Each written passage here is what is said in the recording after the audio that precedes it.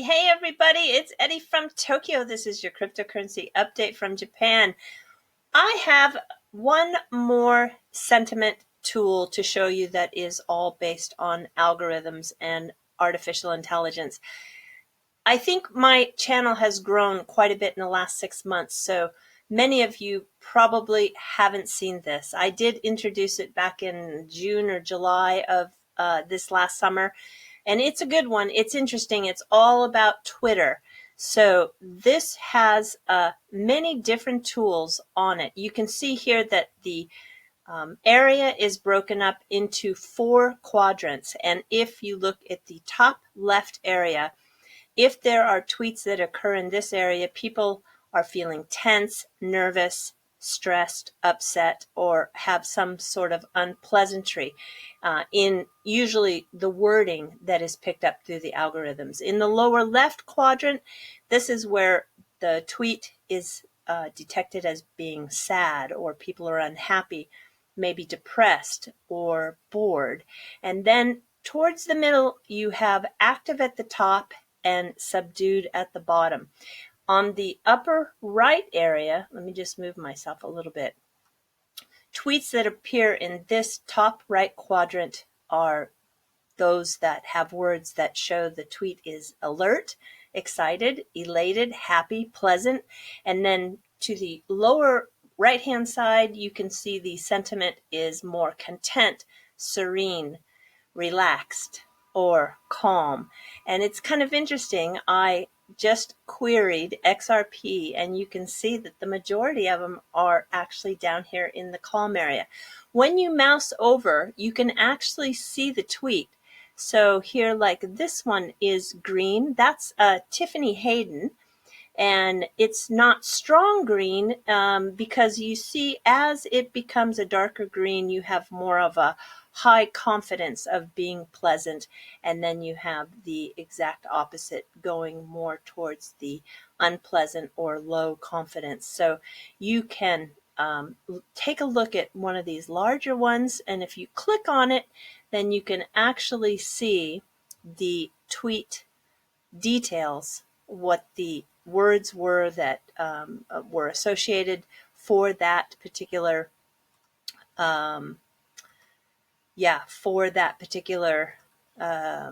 area of the quadrants. Okay, so this is Tiffany's, and she actually, you can see here that she has included all things XRP, and there's Wheatsy Wind along with some other people, and it looks like she's tweeting to learn the difference between an asset and a liability. So I'm not sure. If you want, you can actually click on this and it'll take you to Twitter and you can see it in full, but it's very interesting. And then if you click along the top, I can look at more of a cluster pattern.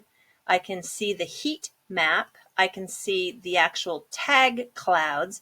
I like this one. This tells you what people are tagging in their tweets. There's also a timeline. Quite interesting. Looks like 10 p.m. And I'm going to guess this is East Coast time because this is North Carolina State University student from the college there that did this. So I'm guessing 10 p.m. is going to be the time zone in the East, but people feel quite relaxed at 10 p.m. there. This is more of not upset, but kind of, what is this? This is these light green are just maybe not as strongly happy, but it's still, you can see, still happy, and actually just very little bit of unhappiness or negativity. Looks like in the morning, yeah, it looks like somewhere between 9 and 9:10 a.m. is when people are feeling a little upset. But for the most part, very positive. And then we have, let's see, oh, this one is interesting. This is affinity. So let's see, this will give us the entire conversation or thread, if you will, and who it was who is tweeting that. So It's quite interesting, actually. Yeah, I just, as you know, I really love this kind of data, and I can get lost in it for the longest time. And then the narrative, if you prefer, you can just click. This is actually a tweet by, I think, no, I thought it was maybe King Blue, but it's not. But you can see here, this is where the tweet originates, and then you can see the actual thread that goes off that tweet.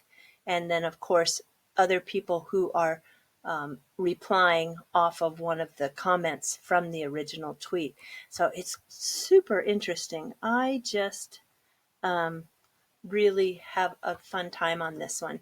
And if we go to this one, here's the one I was looking at with King Blue. This is this one here. He tweeted today about uphold, way to go, uphold, your efforts are paying off and the XRP community is strongly supporting you. So you can see what people are saying. And the reason why is because if you're on Twitter, sometimes your world becomes very narrow because you're only reading the tweets from the people you follow. So this gives you a chance to see other tweets. And also, if you're not on Twitter, it's a way to participate and see what's happening in the narrative, because there is a lot going on Twitter, especially for XRP. And you don't have to be actively tweeting, but you can still read what's going on. And also, another good place, I think, is when you are on Twitter to pay attention to the polls. So here is James Malpass. He just put a poll out there. It's going to run for another 6 days. He already has 849 votes. That's pretty darn good. And he's asking to have everyone see how they feel about the prices of digital assets in the year of 2019. So 81% of those who have responded are feeling bullish, only 19% bearish. So that too is another really good indicator for sentiment. Okay, here is an article that came out today, which is not earth-shaking, but it takes me into what I really want to talk about, because it is about regulation. So there are 4 cryptocurrency hotspots that saw tremendous growth in 2018. And of course, Japan is at the top, because the Payment Services Act that was passed in April 2017 by the FSA really was the first step to bring clarity to cryptocurrency for Japan. And Bitcoin was recognized as a currency at that time.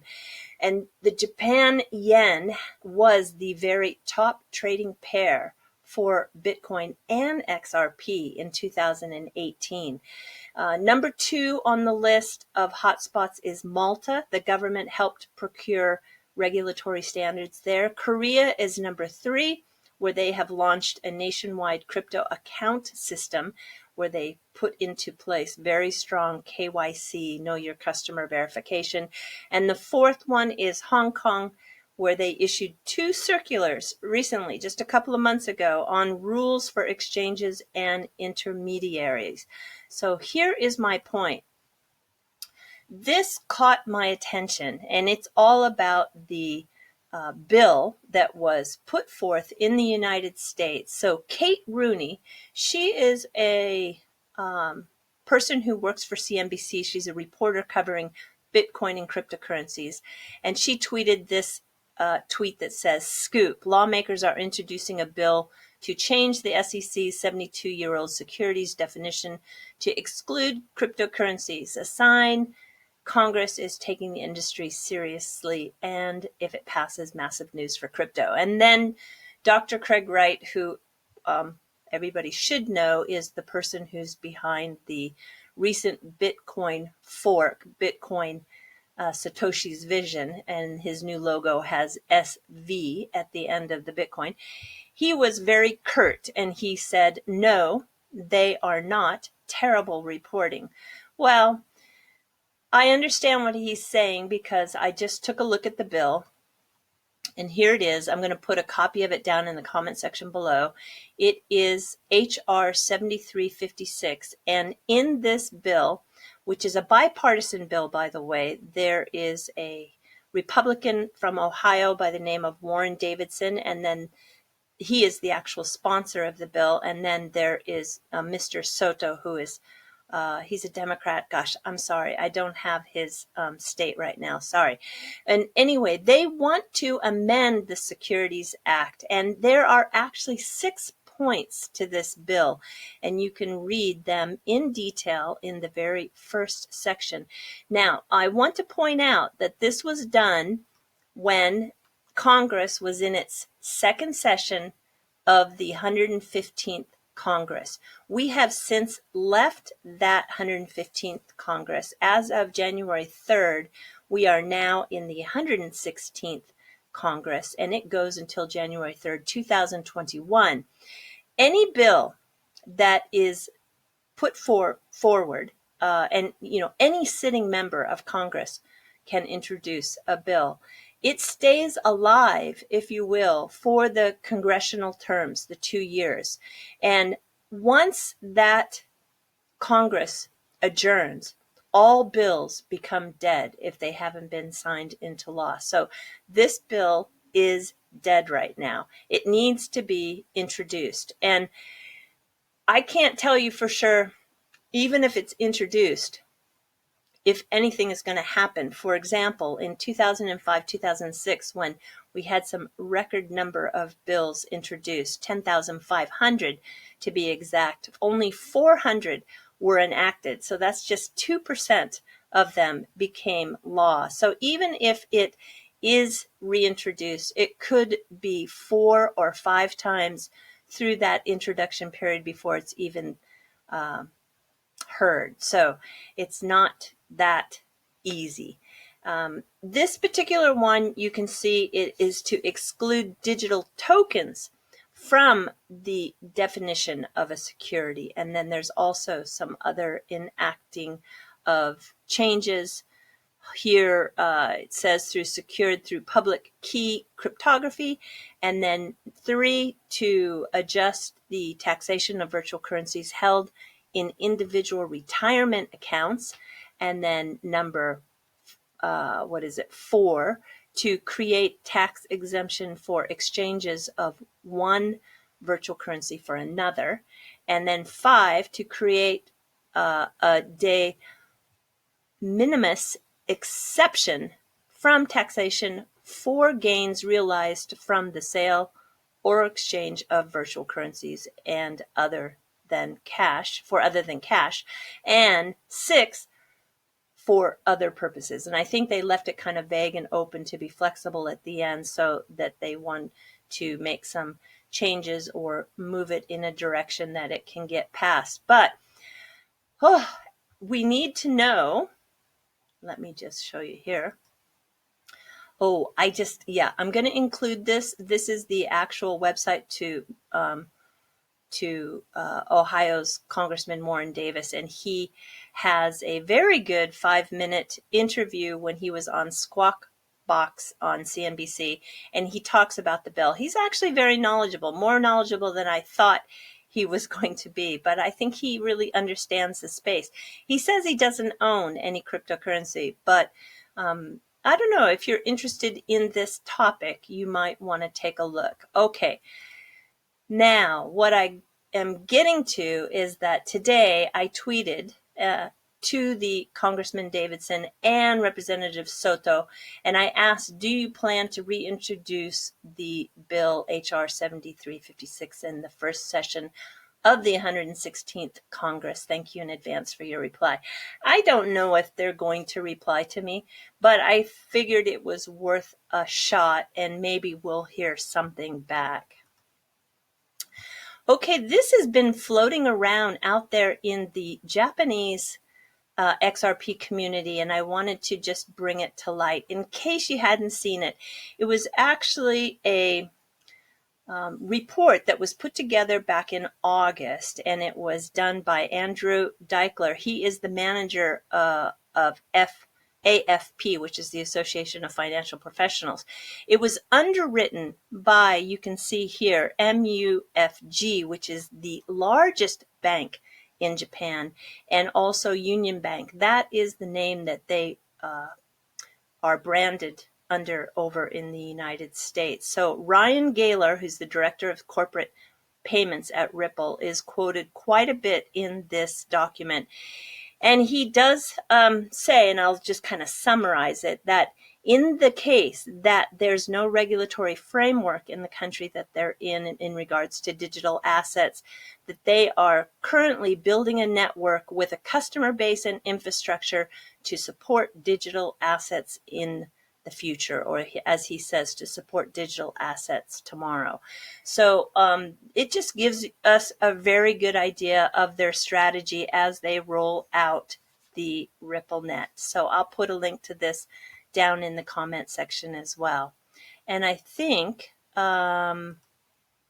yeah, to follow up on that, this is just to let you know, in case you forgot, that MUFG actually in November decided to go with Ripple for cross-border payments to Brazil. So this is a good thing, and they are a very powerful bank here in Japan.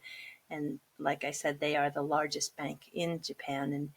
And should they have success, boy, I'll tell you, it'll just be embraced by many around the world. Okay, I'm going to the fluff.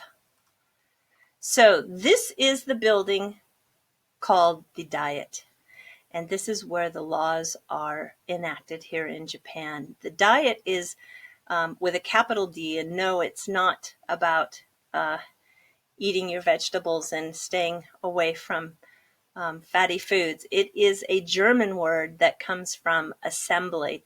This building is really beautiful. It was completed in 1936, and it has literally tons of marble, and on the inside it has some coral limestone that has actually fossils in it. It comes from Okinawa. It's just really a spectacular building, and I wanted to show you just some of the pictures. This is a special entrance that is only opened when the emperor visits the Diet building. This is his room, which is really lovely. It has that mix of East and West, which I find just so beautiful. And this is what they sometimes refer to as the theater. And this is where the discussions take place. This is where the representatives, the elected representatives, sit. It's lively. It's very lively. If you've ever seen the way government is in the UK, where there's a lot of bantering and discussion and kind of murmuring from the sides of different camps, that's exactly the way the Japanese do it. It's shown here very often on the afternoons on NHK, kind of like in the United States when I used to watch C-SPAN, and that's kind of the same way that you can see the discussions going, and they don't hold back. Let me tell you, they don't hold back. The law process actually is modeled more after Germany and France, which that was created. Their system was created in the late 1800s, and those two countries actually had a big influence on Japan at that time. And then last, in terms of special buildings, this is the Tokyo Metropolitan government building in Shinjuku, and I think it's just fabulous. You can sit down on the bottom, have coffee, and this towering skyscraper of steel and glass is really beautiful to look at. I think the building is very handsome. Okay, and then to get onto the little quirky side of Japanese politics, these are the vans and cars that you see during the campaign time, which is very short in Japan. It only lasts, I think, about 12 days. It's less than 2 weeks, but during that 2-week period when the people are running for their office, it's noisy because everybody's out canvassing on the streets in these vehicles with loudspeakers. So you can see they are waving to the neighborhood crowds, very often parking near the busiest stations, and just really noisy. They all wear white gloves and they just pass through as they talk on the loudspeakers and wave to the crowds. So it is, yeah, it's something, I tell you. It's something you got to see and it's something you got to hear. And just so you can get a little taste for it, this is actually the wife of a gentleman who is running for office. And yeah, the wives do get involved in a big way. They are a big part of the support to get them elected. So let's just.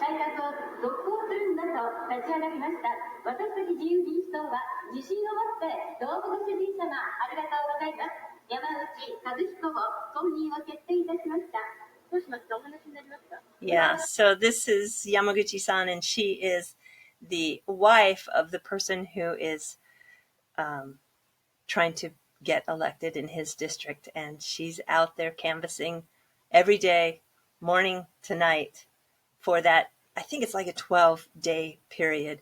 But anyway, yeah, it's, I think, very unique to Japan. Okay, everybody, that's all I have for you today. Thanks so much, and take care for now. Sayonara. Bye-bye.